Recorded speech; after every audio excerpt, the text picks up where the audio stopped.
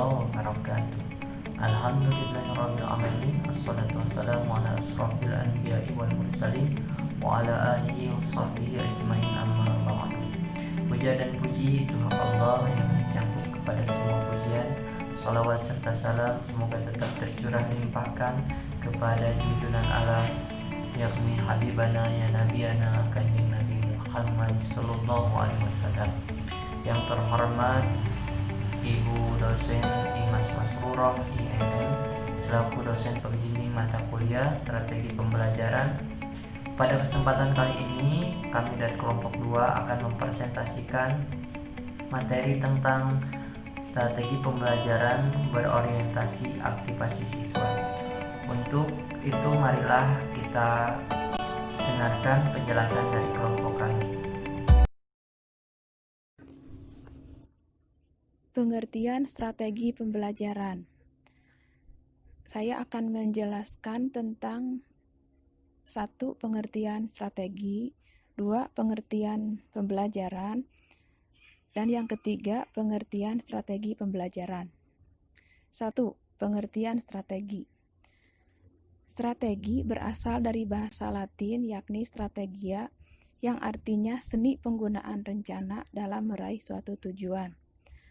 Pada mulanya, istilah strategi sering digunakan dalam dunia militer, tetapi sekarang istilah strategi sudah sering digunakan pada berbagai bidang termasuk bidang pembelajaran atau pendidikan. 2. Pengertian pembelajaran. Pembelajaran adalah proses interaksi peserta didik dengan pendidik dan sumber belajar pada suatu lingkungan belajar.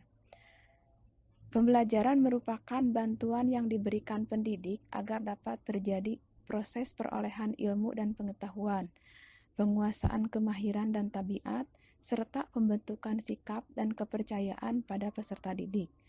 Dengan kata lain, pembelajaran adalah proses untuk membantu peserta didik agar dapat belajar dengan baik. 3. Pengertian strategi pembelajaran. Dalam dunia pendidikan, strategi bisa diartikan sebagai suatu cara atau metode kegiatan untuk mencapai suatu tujuan pendidikan. Jadi, strategi pembelajaran bisa diartikan sebagai suatu perencanaan yang berisi rangkaian kegiatan yang didesain untuk mencapai tujuan-tujuan pendidikan tertentu.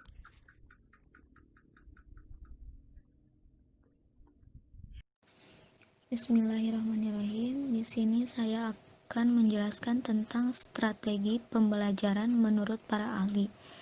Yang ke-1 menurut Ray Gelut, Banderson, dan Merrill, yaitu strategi yang mengorganisasikan isi pelajaran dan bisa juga disebut struktural strategi, yang mengacu pada cara membuat urutan dan mensintesis fakta, konsep, prosedur, dan prinsip yang berkaitan.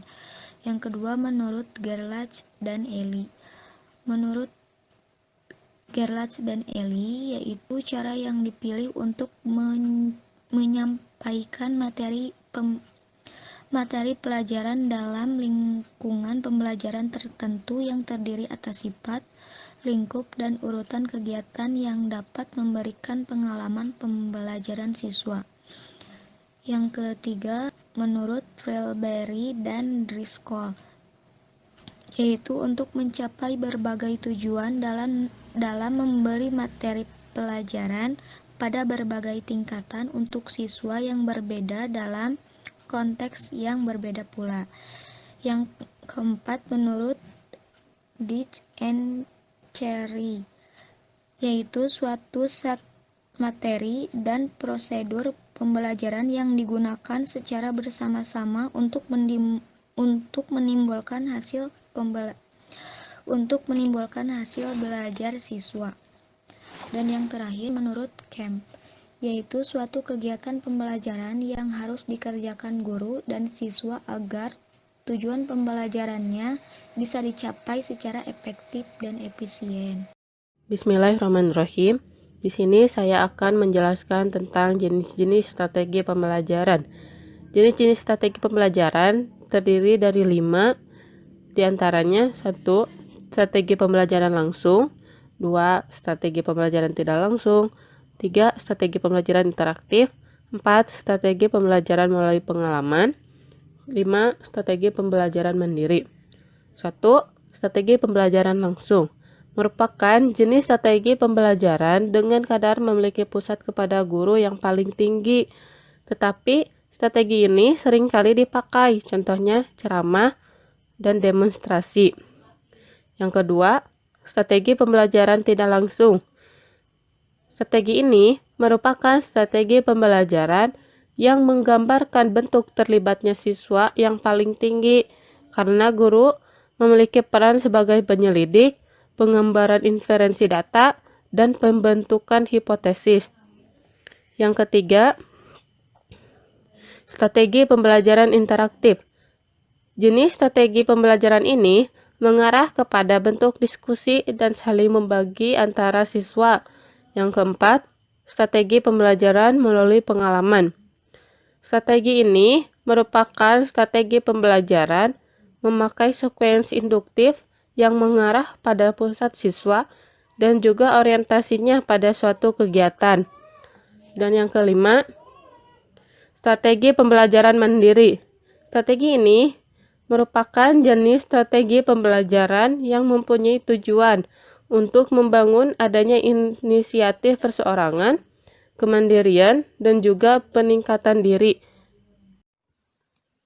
Bismillahirrahmanirrahim.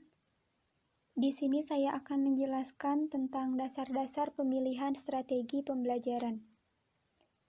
Yang pertama ada tujuan pembelajaran, yang kedua aktivitas dan pengetahuan awal siswa, yang ketiga integritas bidang studi atau pokok bahasan, yang keempat alokasi waktu dan sarana penunjang, dan yang terakhir ada jumlah siswa. Yang pertama, tujuan pembelajaran. Tujuan pembelajaran merupakan sasaran yang hendak dicapai pada akhir pengajaran, serta kemampuan yang harus dimiliki oleh siswa. Sasaran tersebut dapat terwujud dengan menggunakan metode-metode pembelajaran.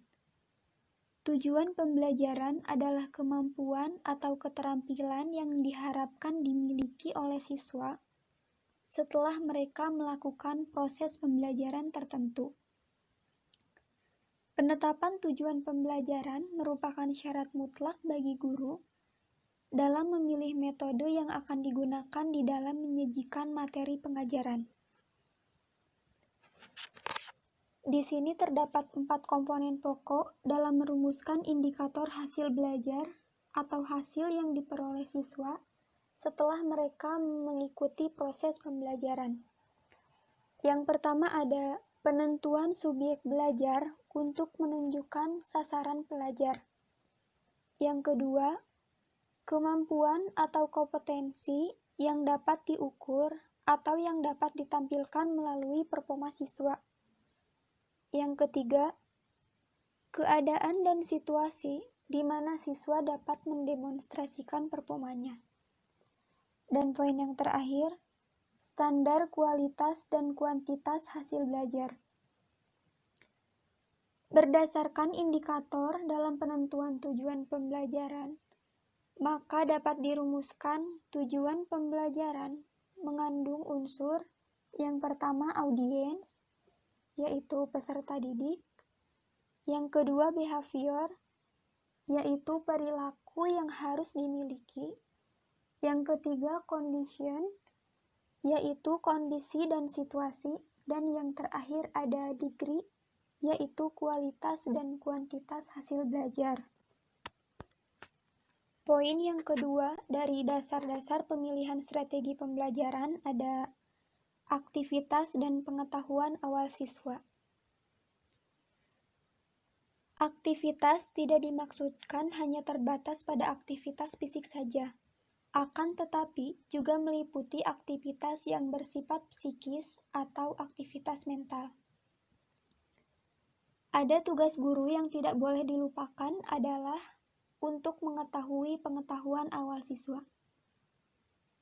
Untuk mendapat pengetahuan awal siswa, guru dapat melakukan pretest tertulis seperti tanya jawab di awal pelajaran. Dengan mengetahui pengetahuan awal siswa, guru dapat menyusun strategi untuk memilih metode pembelajaran yang tepat yang akan diajarkan pada siswa. Karena metode yang akan kita pergunakan sangat tergantung juga pada pengetahuan awal siswa. Pengetahuan awal dapat berasal dari pokok pembahasan yang akan kita ajarkan. Jika siswa tidak memiliki prinsip, konsep, dan fakta, atau tidak memiliki pengalaman, maka kemungkinan besar mereka belum dapat dipergunakan metode yang bersifat belajar mandiri. Sebaliknya, jika siswa telah memahami prinsip, konsep, dan fakta, maka guru dapat mempergunakan metode diskusi, studi mandiri, studi kasus, dan metode insiden. Sifat metode ini lebih banyak analisis dan memecah masalah. Poin yang ketiga dari dasar-dasar pemilihan strategi pembelajaran yaitu integritas bidang studi atau pokok bahasan. Mengajar merupakan usaha mengembangkan seluruh pribadi siswa. Mengajar bukan hanya mengembangkan kemampuan kognitif saja, akan tetapi juga meliputi pengembangan aspek afektif dan aspek psikomotor. Karena itu, strategi pembelajaran harus dapat mengembangkan seluruh aspek kepribadian secara integritas. Pada sekolah lanjutan tingkat pertama dan sekolah menengah, program studi diatur dalam 3 kelompok. Yang pertama, program pendidikan umum. Yang kedua, program pendidikan akademik. Dan yang ketiga, program pendidikan agama, PKN, penjas dan kesenian. Ini dikelompokkan ke dalam program pendidikan umum. Program pendidikan akademik, bidang studinya berkaitan dengan keterampilan. Karena itu, metode yang digunakan lebih berorientasi pada masing-masing ranah yang terdapat dalam pokok bahasan.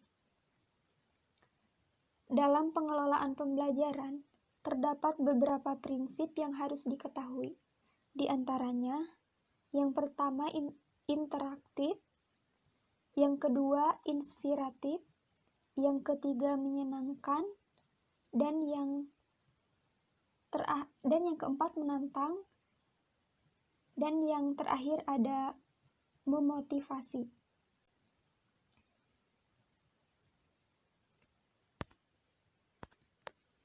Poin yang keempat dari dasar-dasar pemilihan strategi pembelajaran yaitu alokasi waktu dan sarana penunjang. Waktu yang tersedia dalam pemberian materi pelajaran 1 jam pertama minimal 45 menit. Maka metode yang dipergunakan telah dirancang sebelumnya, termasuk di dalamnya perangkat penunjang pembelajaran. Perangkat pembelajaran itu dapat dipergunakan oleh guru secara berulang-ulang, seperti transparan, chart, video pembelajaran, film, dan sebagainya. Poin yang kelima ada jumlah siswa. Idealnya, metode yang kita terapkan di dalam kelas perlu mempertimbangkan jumlah siswa yang hadir. Karena ukuran kelas menentukan keberhasilan, terutama pengelolaan kelas dan penyampaian materi. Para ahli pendidikan berpendapat bahwa mutu pengajaran akan tercapai apabila mengurangi besarnya kelas.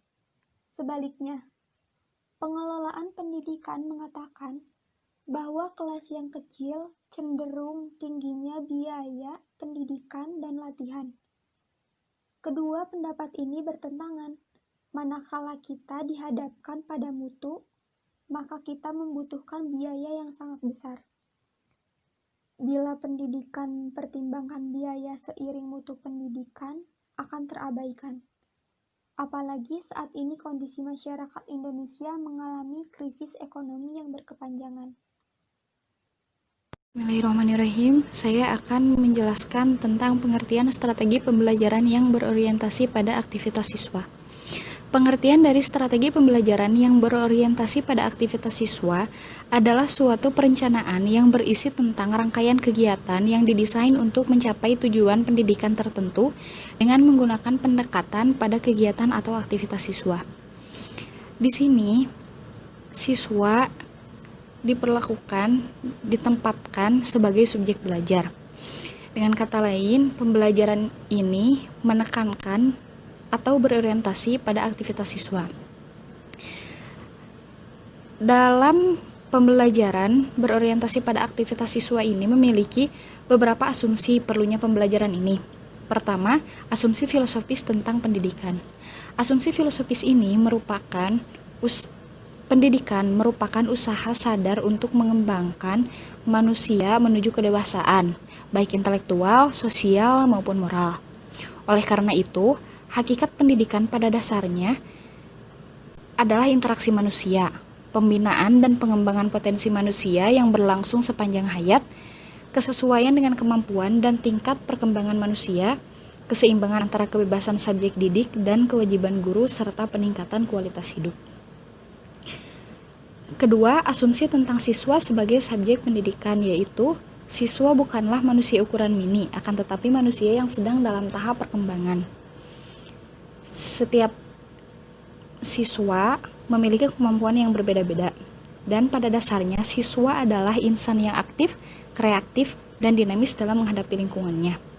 Seperti yang telah dikatakan tadi, siswa di sini ditempatkan sebagai subjek pendidikan, subjek belajar maksudnya. Ketiga, asumsi tentang guru bahwa guru bertanggung jawab atas tercapainya hasil belajar peserta didik dan memiliki kemampuan profesional dalam mengajar.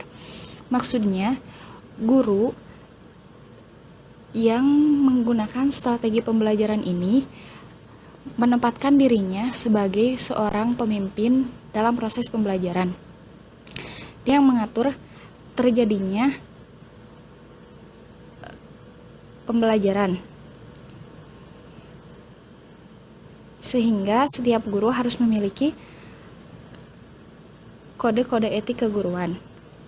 Keempat, asumsi yang berkaitan dengan proses pengajaran, yaitu bahwa proses pengajaran direncanakan dan dilaksanakan sebagai suatu sistem dan peristiwa belajar akan terjadi manakala siswa berinteraksi dengan lingkungan yang diatur oleh guru.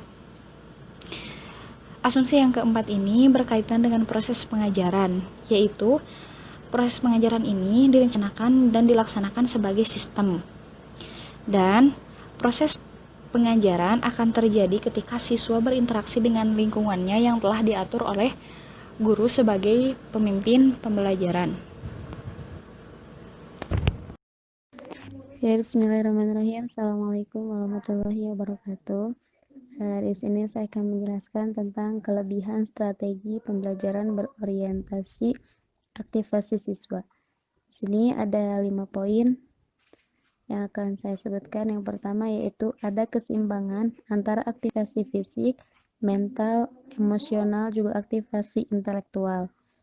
Yang kedua yaitu siswa berperan sebagai subjek pendidikan, bukan objek pendidikan yang harus dijejali dengan berbagai informasi.